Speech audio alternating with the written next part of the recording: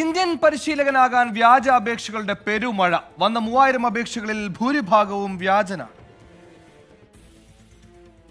Sachin Tendulkar, MS Dhoni, Harbhajan Singh, Virender Sehwag Indian പുരുഷ cricket ടീമിന്റെ പരിശീലകനാവാൻ അപേക്ഷിച്ചവരിൽ ചിലർ. ഇതിലെന്ത് അത്ഭുതമിരിക്കുന്നു? മുൻകാല താരങ്ങൾ അപേക്ഷിക്കുന്നത് സ്വാഭാവികമെന്നല്ലേ? കുറച്ച് അപേക്ഷകരെ കൂടി പരിചയപ്പെടാം. പ്രധാനമന്ത്രി നരേന്ദ്രമോദി, ആഭ്യന്തരമന്ത്രി അമിത്ഷാ. ഇപ്പോൾ കുറച്ച് ഞെട്ടിക്കാണും.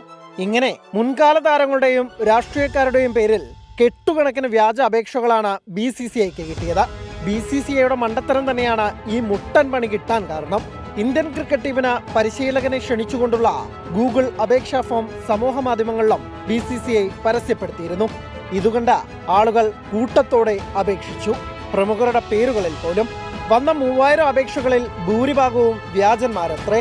മുമ്പും BCCIക്ക് സമാന തരത്തിൽ പണി കിട്ടിയിട്ടുണ്ട്. 2022 അപേക്ഷ BCCIയുടെ മെയിലിലേക്ക് അയക്കാനായിരുന്നു നിർദ്ദേശം. ഇതുകണ്ട ആരാധകരടക്കം 5000-ലധികം പേരാണ് അന്ന് അപേക്ഷ സമർപ്പിച്ചത്. ഇത് ആവർത്തിക്കാതിരിക്കാനാണ് ഇത്തവണ ഗൂഗിൾ ഫോം ആക്കിയത്. എന്നാൽ ഇത്തവണയും വ്യാജ അപേക്ഷകരെ തടയാൻ ആയില്ല. Sports desk 24. വിധി ദിനത്തിൽ 24 മാജിക് ജൂൺ 4 ചൊവ്വാഴ്ച രാവിലെ 5 മണി മുതൽ 24-ൽ.